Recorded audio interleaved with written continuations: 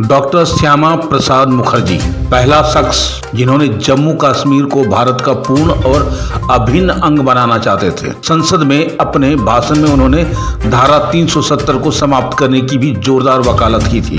अगस्त 1952 में जम्मू कश्मीर की विशाल रैली में उन्होंने अपना संकल्प व्यक्त किया था, या तो मैं आपको भारतीय संविधान प्राप्त कराऊंगा या फिर इस उद्देश्य की पूर्ति के लिए अपना जीवन बलिदान कर दूंगा।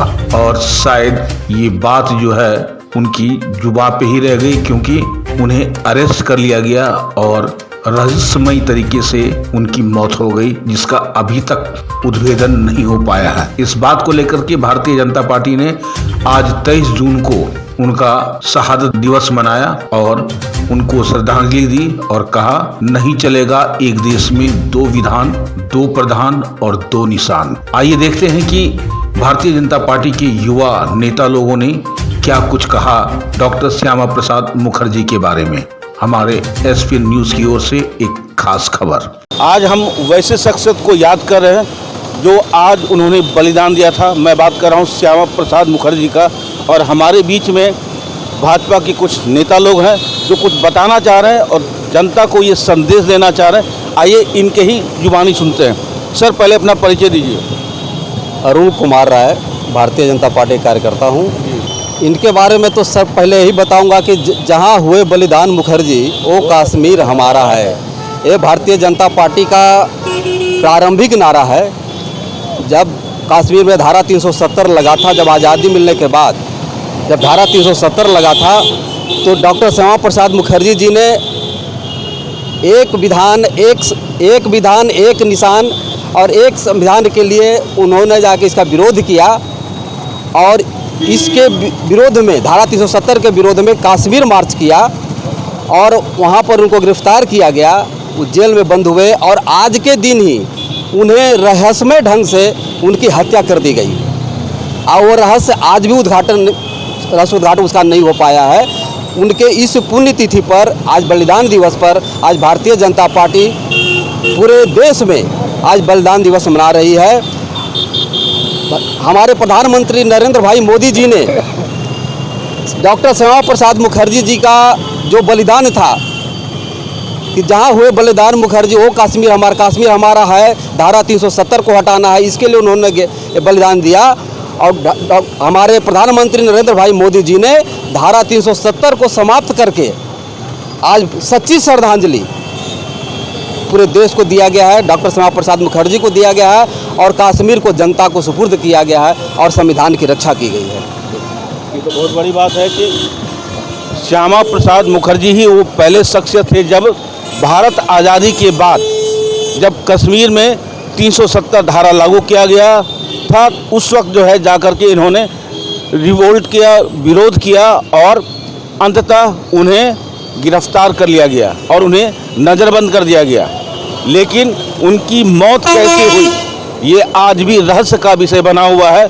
और उसी की याद में, उन्हीं की याद में जो है आज भारतीय जनता पार्टी पूरे देश में इनका श्रद्धांजलि दे रहे हैं और ये कह रहे हैं कि नरेंद्र जी यानी कि हमारे जो प्रधानमंत्री हैं उन्होंने सच्ची श्रद्धांजलि दी है 370 हटा करके और कश्मीर को भारत का अंग बना करके।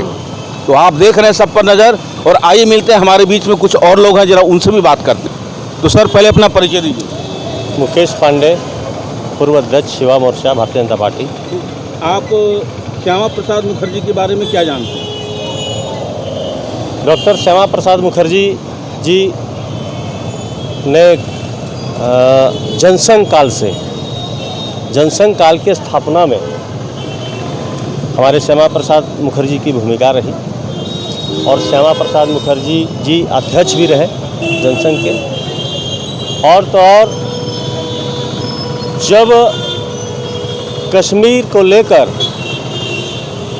पूरा जनसंघ के और अपने राष्ट्रीय स्वयंसेवक संघ के अपने जितने भी अनुयायी थे, अपने भी जितने संगठन थे राष्ट्रीय स्वयंसेवक संघ के, सभी ने देखा कि अगर कश्मीर में अगर हम इनके नेतृत्व में आंदोलन नहीं करते हैं तो कश्मीर चला जाएगा।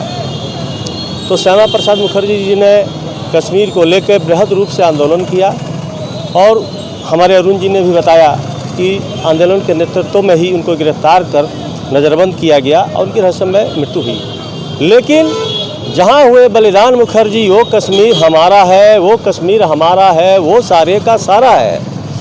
तो कश्मीर सारे का सारा हमारे यशस्वी प्रधानमंत्री नरेंद्र मोदी जी ने आज कश्मीर में धारा 370 हटा करके एक सच्ची श्रद्धांजलि दी है। और इस श्रद्धांजलि आज बलिदान दिवस पे हम सभी भारतीय जनता पार्टी के कार्यकर्ता नमन करते हैं। और तो और मैं आपके माध्यम से कहना चाहूँगा, कश्मीर तो हो ही गया, अब अधिकृत कश्मीर भी हमारा होगा। तो ये जो दावा जो किया जा रहा है कि जब कश्मीर हमारा हो गया तो एलओसी क्यों बचा हुआ है? क्योंकि एलओसी भारत का अंग है। जब युद्ध हुआ था तो एलओसी को दान स्वरूप जो है पाकिस्तान को दे दिया गया था, जिसमें कि हर हाल में हमारा भारतीय सैनिक उसे जीत चुका था। लेकिन फिर भी कहीं ना कहीं राजनीतिक ऐसा उथल पुथल हुआ कि वाकायदा उन्हें गिफ्ट के स्वरूप दिया गया। आखिर ये क्यों? ये सवाल आज की डेट में भी सब जनता के दिमाग में है कि आखिर ऐसा क्यों हुआ। जब भारत का अंग था तो उसे क्यों दे दिया गया? ये सवाल अब गूंज रही है और शायद जनता भी इतना जागरूक हो चुका है, अब वो चाहता है कि नहीं, वो मेरा अधिकार था, वो मेरा जगह है, वो मेरा अपना ज़मीन है, मैं अपना ज़मीन लेके रहूँगा। यानी कि पूर्ण भारत का जो सपना है वो पूरा करके ही लूँगा दम। ये है भारतीय जनता पार्टी का एक शपथ जो अभी जो है लागू है। 370 हटाने के बाद इन्होंने ये साबित किया कि कश्मीर को अब अपना अंग बनाया और 370 को भी हटाने के बाद अब एलओसी की बारी है। आप देख रहे हैं सब पर नज़र। धन्यवाद। आप देख रहे हैं सब पर नजर। धन्यवाद।